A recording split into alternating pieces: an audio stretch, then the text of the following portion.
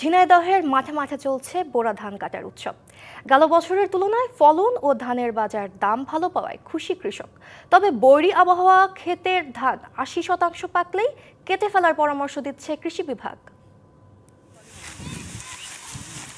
ঝিনাইদহ সদরের হলিধানির বিস্তীর্ণ এলাকা জুড়ে খেতে পাকা ধান। বর্তমানে জেলার ৬টি উপজেলায় জমির পাকা ধান কাটতে ব্যস্ত কৃষক। ভারী বৃষ্টি সংখ্যা ও পরিবহন সুবিধার জন্য অনেকেই জমিতে মেশিনের সাহায্যে মাড়াই করে ধান বস্তাবন্দি করে বাড়ি নিয়ে যাচ্ছেন। জেলায় বাসমতি, রডমিনি, ২৮ সহ বিভিন্ন জাতের ধানের আবাদ হয়। বিঘায় ফলন হচ্ছে গড়ে ৩২ থেকে ৩৫ মণ। উঁচু হওয়ার কারণে দেখা যাচ্ছে পানিতে জলাবদ্ধতা কম হয়, ধানটা মোটামুটি ভালোভাবে শুকায় এখান থেকে গুছাই নিতে পারে, যার কারণে বাজারের মূল্যটাও ভালো পায়। যমুনা স্মার্ট রেফ্রিজারেটর, স্মার্ট লাইফে স্মার্ট রেফ্রিজারেটর। কৃষক জানায় এবার ফলন ভালো হলেও বেড়েছে উৎপাদন খরচ।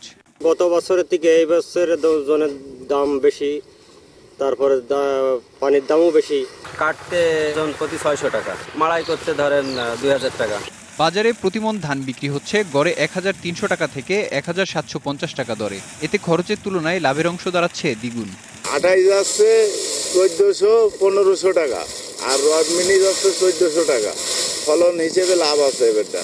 ভারী বৃষ্টির সংখ্যা থাকায় ৮০% পাকলেই জমির ধান কাটতে পরামর্শ দিচ্ছে কৃষি বিভাগ। ৮০% পরিপক্ক হলেই দ্রুত কেটে সেটা মাঠ থেকে সরিয়ে নেন, তাহলে যে বৃষ্টিপাতের আমাদের পূর্বাভাস রয়েছে সেটা যদি হয়েও থাকে কৃষকের তেমন কোনো ক্ষতি হবে না। চলতি মৌসুমে জেলায় বোরো ধানের আবাদ হয়েছে ৯০,২৮০ হেক্টর জমিতে, যা লক্ষ্যমাত্রার চেয়ে ৮৬ হেক্টর বেশি। DBC news desk.